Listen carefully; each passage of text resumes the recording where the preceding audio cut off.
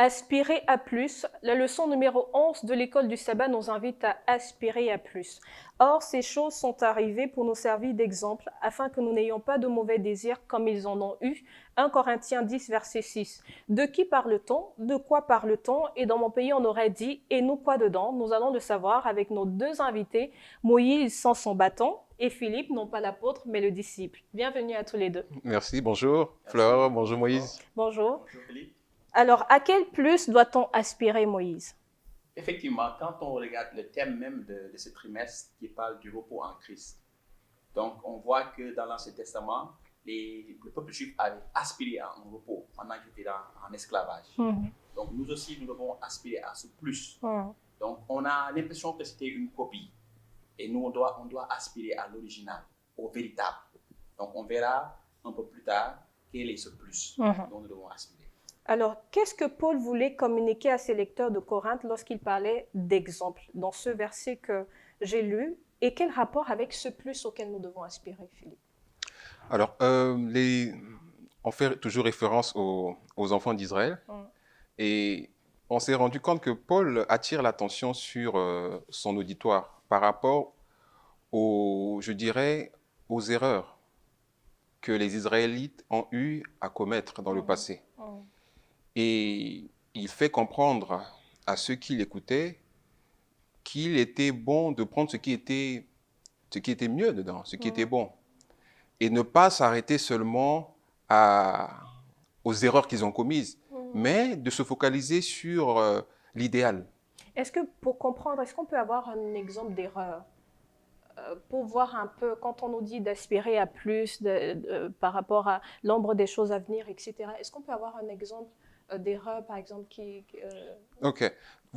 Tu vois, le terme « aspirer à plus », si on le dit simplement comme ça, de manière générale, alors on se dirait que, je vais prendre juste une image. Les enfants d'Israël quittaient l'Égypte pour se rendre à la terre promise. Et tout au long de leur voyage, ils se sont plaints de beaucoup de choses. Ils se sont détournés de la voie de Dieu. Et Paul fait comprendre à ceux qui l'écoutaient de faire attention à ça, de ne pas tomber dans le même piège, de ne pas tomber dans l'autosuffisance. Pourquoi? Parce que eux, ils étaient esclaves. Ils sont sortis, ils étaient dans le désert. Pour eux, c'était le paradis. Pour eux, c'était le paradis parce que ce qu'ils ont vécu était pire que ça. Donc, ils ont commencé à être, je dirais, à l'aise. Vous voyez un peu? Et plus tard, lorsqu'on leur parle même d'aller à la terre promise, pour eux, c'était de l'utopie.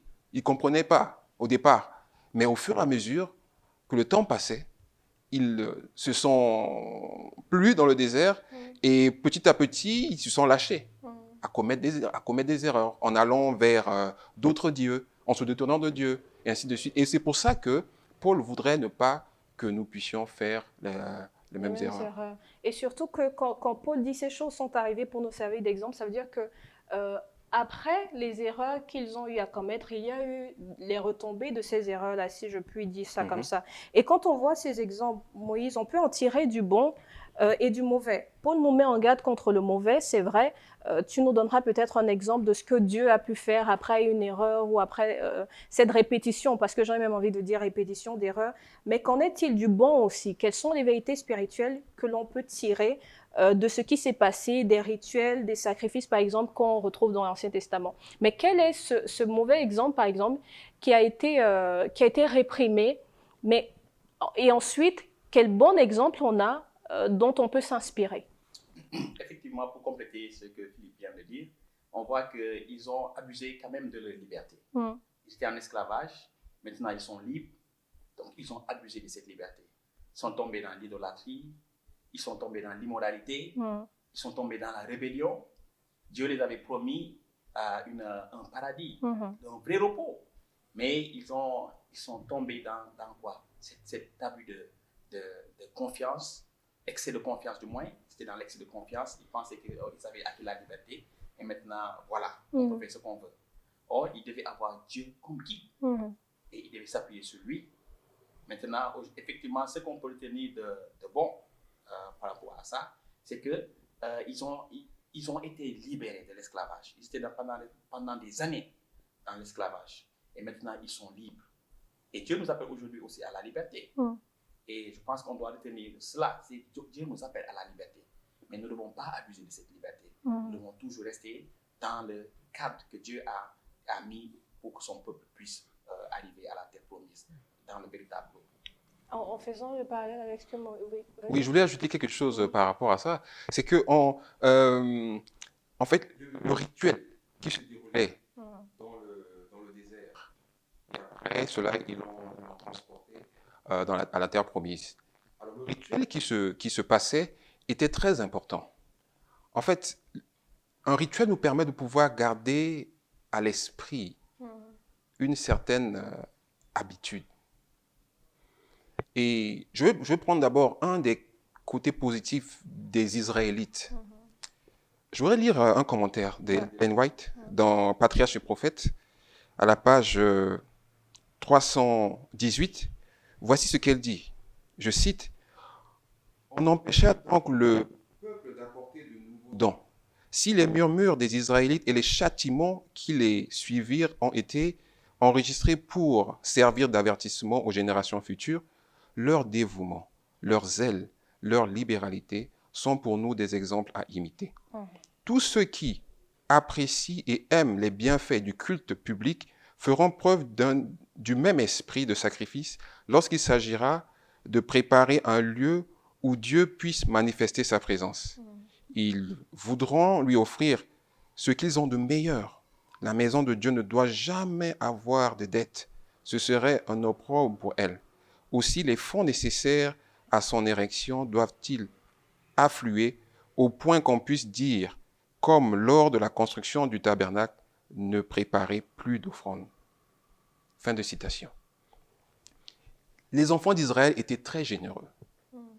Là, c'est juste la scène qui s'est produite lors de la création du tabernacle, du sanctuaire. On leur a demandé de faire les dons. Mais ils ont fait des dons jusqu'au point où Moïse dit non, c'est bon. Arrêtez-vous là. Vous imaginez, aujourd'hui, on ne peut pas le faire parce que si on le fait, on va les transformer en argent et la banque va toujours prendre l'argent. Mais on voit un peu. Et le côté positif que je vois ici, c'est qu'il faudrait que nous apprenions de leur générosité.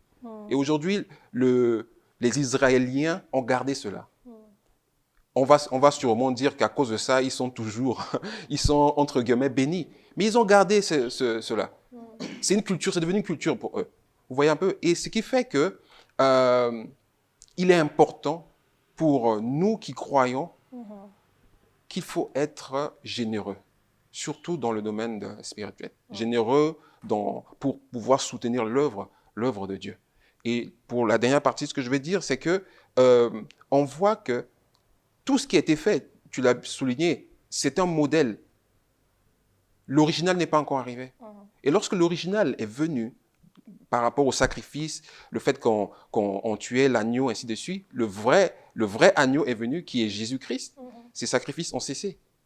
Et ça nous aide à pouvoir comprendre ce qui se passait dans ce désert. Merci Philippe. Justement, je voulais qu'on arrive à cet original, à ce plus auquel nous devons aspirer. Comment est-ce qu'on passe de cet Ancien Testament à ce nouveau, justement, en gardant à l'esprit qu'ils nous ont servi d'exemple, mais justement, même dans leur générosité, après on se rend compte que le bien que l'on fait sans Dieu peut parfois être un bien qui est remis en cause en réalité. Donc, comment est-ce qu'on passe de ça à ce plus auquel nous devons aspirer, qui est certainement Jésus-Christ? Effectivement, comme Philippe vient de le dire, on voit que le sanctuaire qui avait été érigé, d'après un modèle que Dieu avait donné à Moïse, et c'était un lieu où Dieu devait rencontrer le peuple. Et c'était là où devaient se faire les sacrifices. N'oublions pas que les péchés avaient entaché la relation avec Dieu et l'humanité. Il fallait faire des sacrifices. Et ces sacrifices passaient par quoi? Par l'effusion de sang. Et il fallait tout le temps tuer des animaux. Et une fois, on nous dit, une fois par année, le souverain sacrificateur entre dans le lieu très saint pour expier le péché du peuple, ses propres péchés. Mais on voit que chaque année, ça se renouvelait. Et on avait la conscience du péché qui devenait tout le temps. Mais l'original qui devait venir, qui était Christ, il a fait un seul sacrifice. Or, la copie, c'était des sacrifices annuels, répétitifs. quand Christ est venu, il a fait un sacrifice, un seul qui était parfait.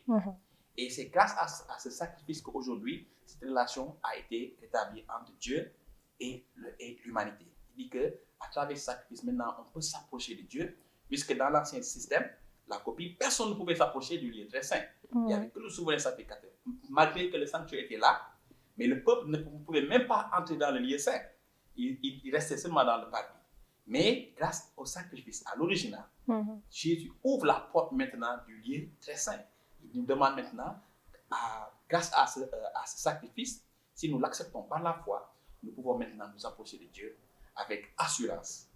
Le sacrifice parfait, c'est Jésus qui nous conduit au Père. Donc, c'est le sommet. Mais comment donc rester à ce sommet, sachant que nous sommes sauvés par la grâce et non pas par les œuvres, mais en vivant la grâce à travers les œuvres? Merci. En fait, nous devons comprendre une chose, c'est que la vie du chrétien, ce n'est pas que je dois atteindre un objectif. C'est-à-dire, beaucoup pensent que, bon, voilà, si j'arrive à surmonter ce péché-là, ce penchant, alors c'est bon, je ne suis plus pécheur. Non, ce n'est pas possible. Tu restes toujours pécheur. Aussi longtemps qu'on quand nous sommes sur cette terre, tu vas rester pécheur. Mais qu'est-ce qu'on fait? On se rapproche de Dieu. C'est d'où le terme la sanctification. C'est je me rapproche plus de Dieu, jusqu'à lui ressembler lorsqu'il reviendra. C'est ça qui est important. C'est de tout faire pour rester attaché à Dieu. Tu vois? Donc, c'est ce tout faire-là. Puisque je ne peux pas par moi-même, c'est de m'abandonner totalement entre les mains du Christ. Alors, on va se demander comment? Comment je vais faire? Comment c'est possible, puisque la parole même dit, vous serez saints car je suis saint. Oui. Soyez parfaits comme votre Père Céleste est parfait. Oui. Et ces termes-là, par exemple... c'est complètement en contradiction avec la nature pécheresse. La nature pécheresse. Le terme ce verset que tu as utilisé, soyez donc parfaits comme votre Père Céleste est parfait. La perfection dans quoi? Dans l'acte, dans la générosité, dans l'attention. Jésus était un homme très généreux. Il était au service des autres. C'était un pacificateur. Dieu nous aspire plus à ça.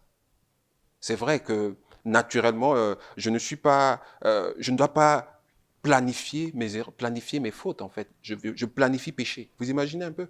Je planifie commettre. C'est ça le problème. C'est-à-dire aujourd'hui, Dieu voudrait que nous arrivions à ce que le terme péché que nous savons peut prendre plusieurs significations, à savoir j'ai glissé, j'ai fait un accident. Qu'on l'utilise plus dans ce sens que de planifier.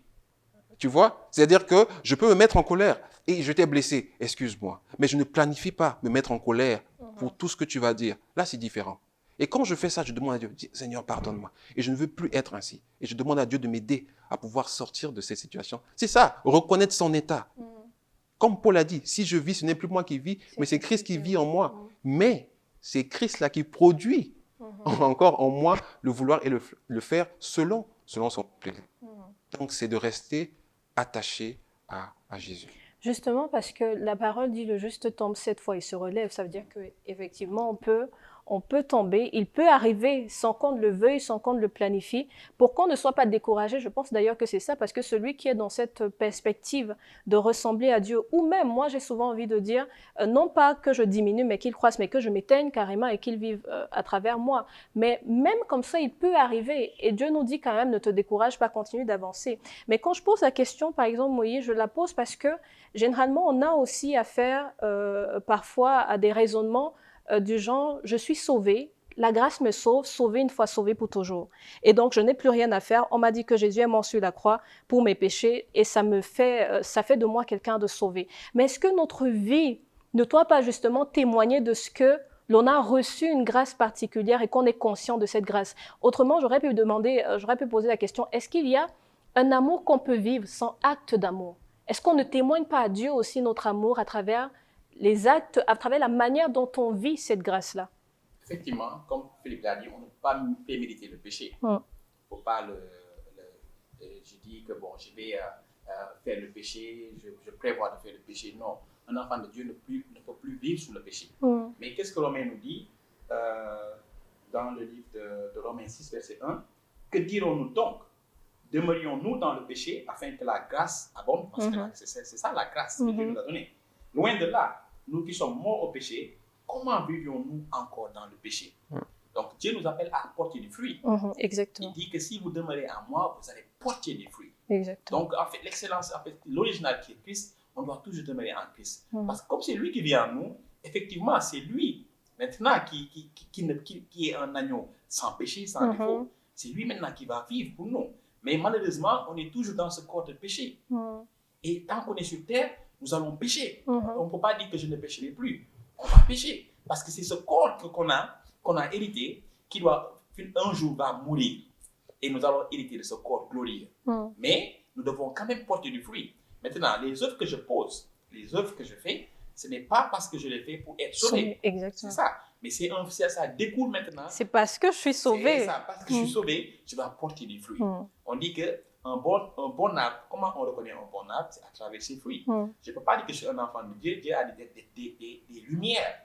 Une lumière doit éclairer. Donc, nous devons porter du fruit. Donc, quand on porte du fruit, c'est quoi? C'est pour montrer de l'amour qu'on a pour Dieu et l'amour qu'on a pour aussi notre prochain. J'aime d'ailleurs cette belle phrase de Jacques, je pense, qui dit « Montre-moi ta foi sans les œuvres, je te prouverai ma foi par mes œuvres. » Parce qu'effectivement, quand on aime quelqu'un, on veut lui faire plaisir, on veut lui être agréable, on veut faire que ce qui lui donne de se sentir bien. Donc, comment est-ce qu'on peut dire qu'on a reçu l'amour de Dieu et qu'on aime Dieu, mais on fait tout ce que Dieu déteste? C'est pas possible, en fait. Donc, effectivement, on doit porter du fruit.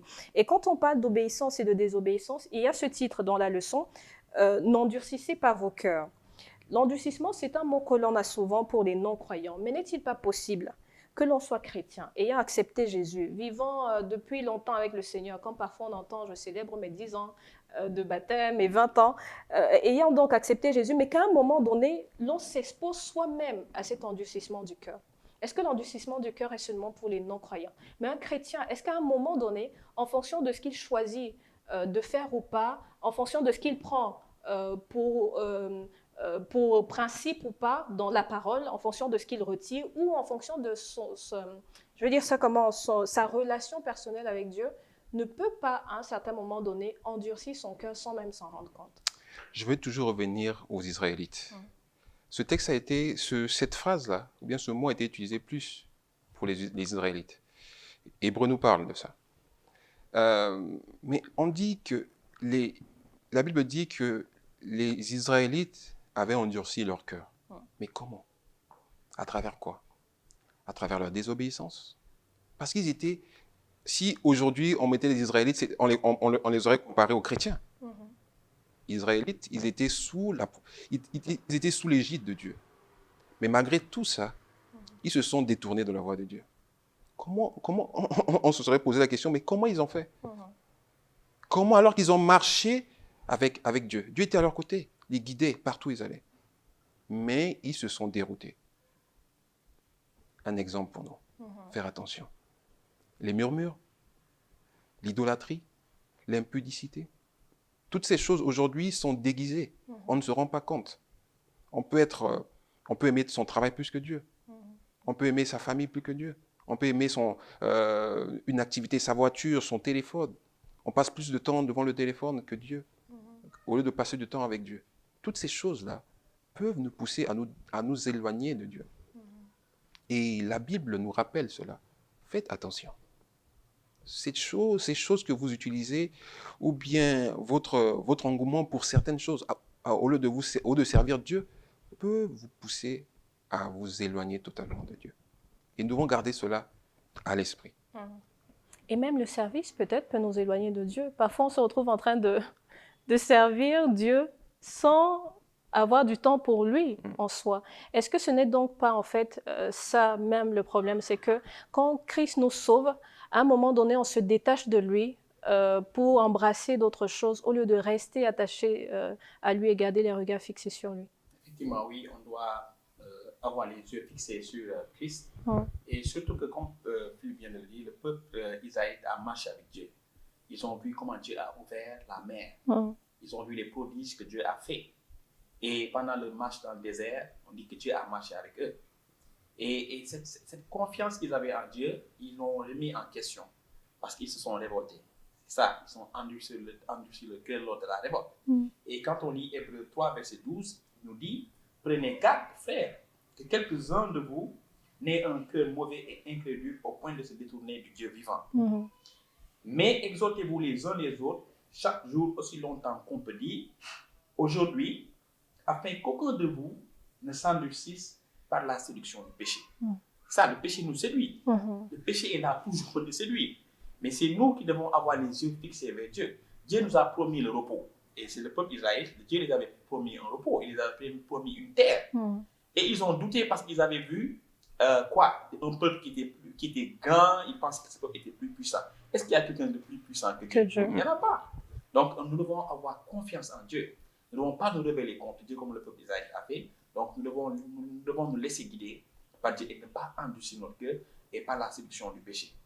Dernière question, réponse en 2 mots. Quand Jésus nous ramène sur la bonne voie, après un égarement par exemple, par son esprit, par sa parole, par un frère ou par une sœur, comment être une fois de plus rassuré de son pardon et aspirer encore à plus d'amour jusqu'au retour de Jésus? Dieu ne ment pas. Quand Dieu dit « je te pardonne », il te pardonne. Il te pardonne en fait. Il a répondu à la première partie. Deuxième partie, comment aspirer à plus d'amour encore? Oui, effectivement, comme tu l'as dit, quand Dieu pardonne, il pardonne. Et on voit que son sacrifice sur la croix nous a pardonné. Et il nous a donné une belle histoire de l'enfant prodigue, cet enfant qui avait quitté son père et qui est allé gaspiller tout son argent, tout son héritage. Mais le père l'attendait. Le père avait espoir que cet enfant allait revenir. Et quand l'enfant est revenu, le père a montré de l'amour vis-à-vis de son enfant. Il lui a fait une fête. Il l'a habillé d'une robe. Il a mis une bague à son doigt pour montrer l'amour qu'il avait pour lui. Donc, quand Dieu nous pardonne, son amour, parce qu'on sait qu'il est Dieu, et l'enfant connaît son père, de la même manière que nous savons que si Dieu nous pardonne, nous devons avoir cette confiance qu'il nous a vraiment pardonné et revenir à lui. Mais on ne doit pas non plus prendre son pardon pour acquis et puis faire ce que l'on veut. Non. Exactement. Celui qui est pardonné ne retombe plus, dans le péché. Merci. Un réel plaisir d'avoir revisité cette leçon avec vous. Merci Moïse, merci Philippe d'avoir partagé ce que vous aviez avec nous. On se quitte sur ce clin d'œil de la semaine, le regard, la pensée de Rémi sur cette leçon. Merci de nous avoir regardés et à la semaine prochaine. Baptême, sabbat, sacrifice, rituel, que de symboles dans la Bible. Et la question c'est, que font-ils là ? Car s'ils sont là, c'est bien pour une raison. Eh bien, s'ils sont là, c'est pour représenter un idéal, un mode de vie que doit appliquer chaque chrétien. Il s'agit ici, je pense, de s'inspirer du passé pour vivre le présent et mieux entrevoir l'avenir. Que dis-je donc finalement ? Ce que je retiens, c'est qu'un symbole, le sabbat, le sanctuaire, le baptême, un symbole nous guide vers l'original, vers l'essence, la nature vraie de ce qui est et de ce qui doit être vécu. Le repos du sabbat, par exemple, est censé nous donner un avant-goût du repos céleste, celui de l'éternité avec le Christ. C'est une maquette de quelque chose de beaucoup plus grandiose à venir. Mais attention, une maquette, un symbole qui n'est pas compris, qui n'est pas bien transposé dans la vie réelle, ne reste finalement qu'un symbole, une pâle copie, un fake. Est-ce que nous réalisons et est-ce que nous saisissons la profondeur et vivons en vrai le christianisme, ou alors est-ce que nous nous contentons simplement d'en revêtir le symbolisme ? Voilà une question à laquelle vous seul, en ce qui vous concerne, pouvez répondre. Quoi qu'il en soit, n'oublions pas, ces choses sont arrivées pour servir d'exemple.